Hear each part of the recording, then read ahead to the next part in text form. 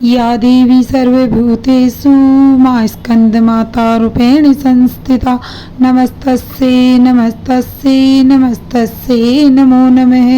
जय माता दी दोस्तों, मैं अनुरेखा स्वागत करती हूँ आपका आपके अपने चैनल सरल भक्ति में। तो कैसे आप सब लोग, उम्मीद करती हूँ सब अच्छे होंगे और सब पे माता रानी ऐसे ही कृपा बनाए रखे। तो आज नवरात्रि का 5वां दिन है। माँ दुर्गा के 5वें स्वरूप माँ स्कंद माता का पूजन किया जाता है। माँ स्कंद माता का प्रिय भोग है फ्रूट्स, यानी कि इस दिन माँ को केले का भोग लगाया जाता है। धूप दीप नैवेद्य आदि से माता रानी का पूजन करने के बाद सप्तशती के आगे के चरित्रों का वर्णन सुनेंगे। आज 9वें और 10वें अध्याय में शुंभ निशुंभ के वध का प्रसंग सुनेंगे। तो सबसे पहले गुरु का ध्यान करें, फिर गणेश जी का ध्यान करके माँ भगवती को प्रणाम करके मन में ध्यान करें। ओम नमः चंडिकाय। 9वां अध्याय निशुंभ वध। ध्यान। मैं अर्धनारीश्वर के श्री विग्रह की निरंतर शरण लेती हूँ। उनका वर्ण बंदूक पुष्प और सुरुण के समान रक्तपित मिश्रित है। वह अपनी भुजाओं में सुंदर अक्षमाला, पास, अंकुश और वरद मुद्रा धारण करते हैं। अर्धचंद्र उनका आभूषण है तथा वह तीनों नेत्रों से सुशोभित है।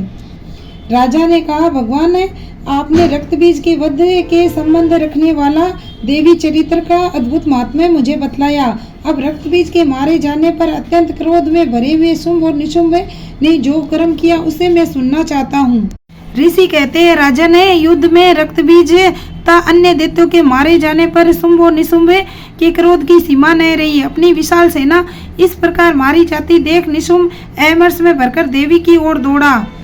उसके साथ असुरों की प्रधान सेना थी। उसके आगे पीछे था पार्श्व भाग में बड़े बड़े असुर थे जो क्रोध से होठ चबाते हुए देवी को मार डालने के लिए आए।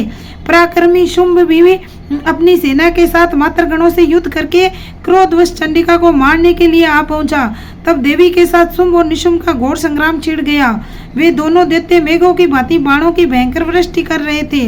उन दोनों के चलाए हुए बाणों को चंडिका ने अपने बाणों के समूह से तुरंत काट डाला और शस्त्र समूह की वर्षा करके उन दोनों दैत्यपतियों के अंगों में भी चोट पहुंचाई। निशुंभ ने तीखी तलवार और चमकती हुई ढाल लेकर देवी के श्रेष्ठ वाहन सिंह के मस्तक पर प्रहार किया। अपने वाहन को चोट पहुंचने पर देवी ने शुप्र नामक बाण से निशुंभ की श्रेष्ठ तलवार तुरंत ही काट डाली और उसकी ढाल को, जिसमें 8 चांद जड़े थे, खंड खंड कर दिया। ढाल और तलवार के कट जाने पर उस असुर ने शक्ति चलाई, किंतु सामने आने पर देवी ने चक्कर से उसके भी 2 टुकड़े कर दिए। अब तो निशुंभ के क्रोध की कोई सीमा न रही। वह क्रोध में जल उठा और उस दानव ने देवी को मारने के लिए शूल उठाया, किंतु देवी के समीप आने पर उसे भी मुक्के से मारकर चूर्ण कर दिया। तब उसने गदा घुमाकर चंडी के ऊपर चलाई, परंतु वह भी देवी के त्रिशूल से कटकर भस्म हो गई। तदंतर दैत्यराज निशुंभ को परसा हाथ में लेकर आते देख देवी ने बाण समूह से घायल कर धरती पर सुला दिया। उस भयंकर पराक्रमी भाई निशुंभ के धराशायी हो जाने पर शुंभ को बड़ा क्रोध हुआ और अंबिका का वध करने के लिए वह आगे बढ़ा। रथ पर बैठे बैठे ही उत्तम आयुधों से सुशोभित अपनी बड़ी बड़ी 8 अनुपम भुजाओं से समूचे आकाश को ढककर वह अद्भुत शोभा पाने लगा। उसे आते देख देवी ने शंख बजाया और धनुष की प्रत्यंचा की अत्यंत दुस्सह शब्द किया।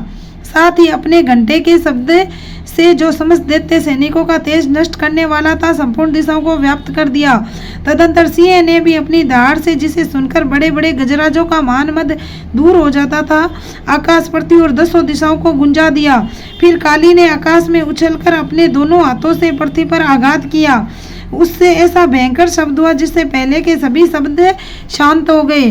तत्पश्चात शिवदूती ने दैत्यों के लिए अमंगलजनक अट्टहास किया। इन शब्दों को सुनकर समस्त असुर थर्रा उठे, किंतु शुंभ को बड़ा क्रोध हुआ। उस समय देवी ने जब शुंभ को लक्ष्य करके कहा, ओ दुरात्मन, खड़ा रहे, खड़ा रहे। तभी आकाश में खड़े हुए देवता बोल उठे, जय हो, जय हो। शुंभ ने वहां आकर ज्वालाओं से युक्त अत्यंत भयानक शक्ति चलाई। अग्नि में पर्वत के समान आती हुई शक्ति को देवी ने बड़े भारी लुक्के से दूर हटा दिया। उस समय शुंभ के सिंह नाद से तीनों लोग गूंज उठे। राजन, उसकी प्रतीत होने से वज्रपात के समान भयानक शब्द हुआ, जिससे अन्य सब शब्दों को जीत लिया। शुंभ के चलाए हुए बाणों के देवी ने और देवी के चलाए हुए बाणों को शुंभ ने अपने भयंकर बाणों द्वारा सैकड़ों और हजारों टुकड़े कर दिए। तब क्रोध में भरी हुई चंडिका देवी ने शुंभ को शूल से मारा।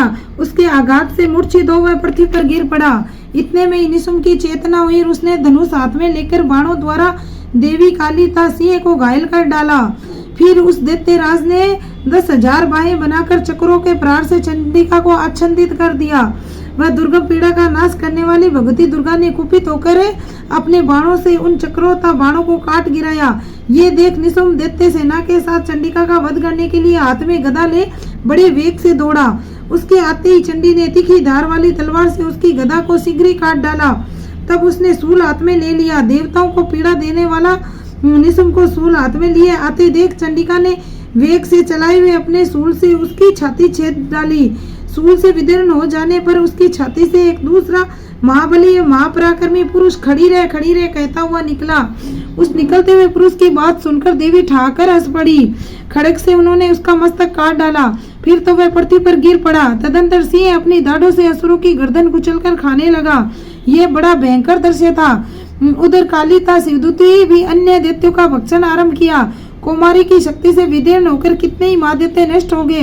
ब्रह्माणी के मंत्रभूत जल से निस्तेज होकर कितने ही भाग खड़े हुए। कितने ही दैत्य माहेश्वरी के त्रिशूल से छिन्न भिन्न हो धराशायी हो गए। वाराही के तुतुन के आघात से कितने ही पृथ्वी पर कचूमर निकल गया। वैष्णवी ने भी अपने चक्कर से दानवों के टुकड़े टुकड़े कर डाले। इंद्र के हाथ से छूटे हुए वज्र से भी कितने ही प्राणों से हाथ धो बैठे। कुछ असुर नष्ट हो गए, कुछ उस महायुद्ध से भाग गए तथा कितने ही काली शिवदूती सिंह के ग्रास बन गए। इस प्रकार मार्कंडेय पुराण में सारोनिक मनवंतर की कथा के अंतर्गत देवी महात्म्य में निशुंभ वध नामक है 9वां अध्याय। अब इसी के साथ ही 10वें अध्याय का पाठ भी करेंगे। 10वां अध्याय शुंभ वध। ध्यान मैं मस्तक पर अर्ध चंद्र धारण करने वाली शिव शक्ति स्वरूपा भगवती कामेश्वरी का हृदय में चिंतन करती हूँ। वे तपाए हुए सूरन के समान सुंदर है। सूर्य, चंद्रमा और अग्नि ये ही तीन उनके नेत्र रहता। वे अपने मनोहर हाथों में धनुष, बाण, अंकुश, पाश और शूल धारण किए हुए। ऋषि कहते हैं, राजन जब अपने प्राणों के समान प्यारे भाई निशुंभ को मारा गया देख ता सारी सेना का संहार होता जान शुंभ ने कुपित होकर कहा, दुष्ट दुर्गे, तू बल के अभिमान में आकर झूठ मूठ का घमंड न दिखा। तू बड़ी मानिनी बनी हुई है किंतु दूसरी स्त्रियों के बल का सहारा लेकर लड़ती है। देवी बोली, ओ दुष्ट, मैं अकेली हूँ। इस संसार में मेरे सिवा दूसरी कौन है? देख, ये मेरी विभूति आते मुझ में ही प्रवेश कर रही है। तदंतर ब्रह्माणी आदि समस्त देवियां अंबिका देवी के शरीर में लीन हो गई। उस समय केवल अंबिका देवी ही रह गई। देवी बोली, मैं अपनी ऐश्वर्य शक्ति से अनेक रूपों में यहाँ उपस्थित हुई थी। उन सब रूपों को मैंने समेट लिया है। अब अकेली युद्ध में खड़ी हूँ, तुम भी स्थिर हो जाओ। ऋषि कहते, तदंतर देवी और शुंभ दोनों में सब देवताओं तथा दानवों को देखते देखते भयंकर युद्ध छिड़ गया।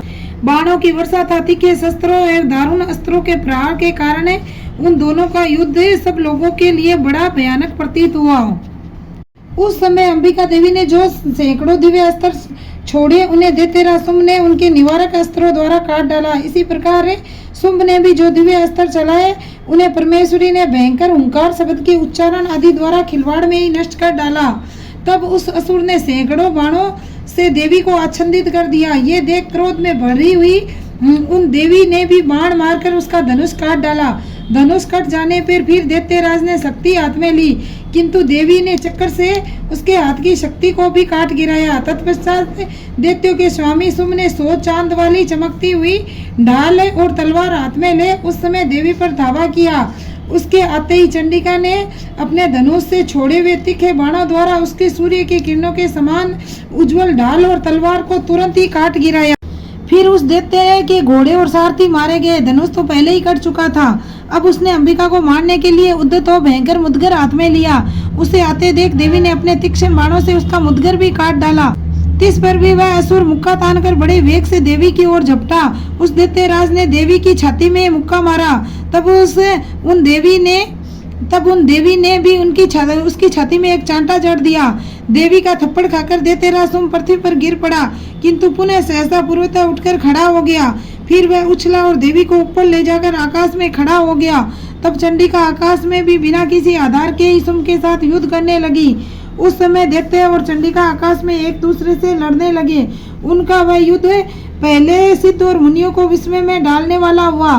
फिर अंबिका ने शुंभ के साथ बहुत देर तक युद्ध करने के पश्चात उसे उठाकर घुमाया और पृथ्वी पर पटक दिया। पटके जाने पर पृथ्वी पर आने के बाद वह दुष्ट आत्मा दैत्य पुनः चंडिका का वध करने के लिए उनकी ओर बड़े वेग से दौड़ा। तब समस्त दैत्यों के राजा शुंभ को अपनी ओर आते देख देवी ने त्रिशूल से उसकी छाती छेदकर उसे पृथ्वी पर गिरा दिया। देवी के शूल की धार से घायल होने पर उसके प्राण पंखेर उड़ गए और वह समुद्रों, दीपों, पर्वतों सहित समूची पृथ्वी को कंपाता हुआ भूमि पर गिर पड़ा।